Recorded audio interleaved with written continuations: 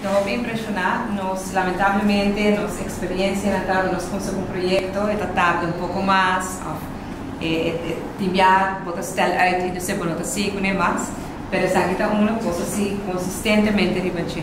E fundo também de investeringsfonds, é algo muito importante que nós estamos regulando, mas nós aposamos a identificar a necessidade.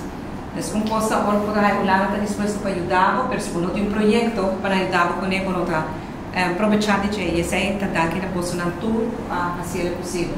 Eu vou impressionar que ele quer declarar um período assim relativamente cortito, que é nosso bom. E a minha opinião é que começa. O outro pode começar, é uma necessidade grande da nossa comunidade, da nossa sociedade. É que agora pode visitar um lugar assim que não pode desejar, porque a Aruba não tem mistério de ter um refúgio social. Pero em realidade é diferente. Eu estou muito contente com nós por prover essa aqui de desejar Bolsonaro e Fundação muito êxito.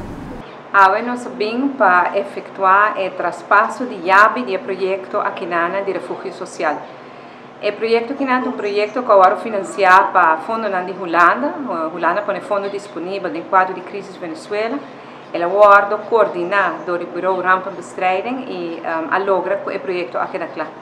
Mas é um período relativamente curtinho e muito bonito projeto.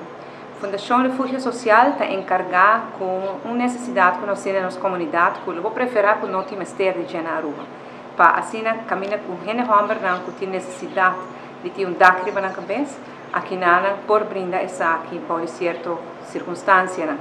A Fundação aqui demonstrar a verdade que essa aqui está uma necessidade que nós temos na nossa comunidade. Nós temos um shelter para gente mulher, agora nós temos um caminho para gente homem também.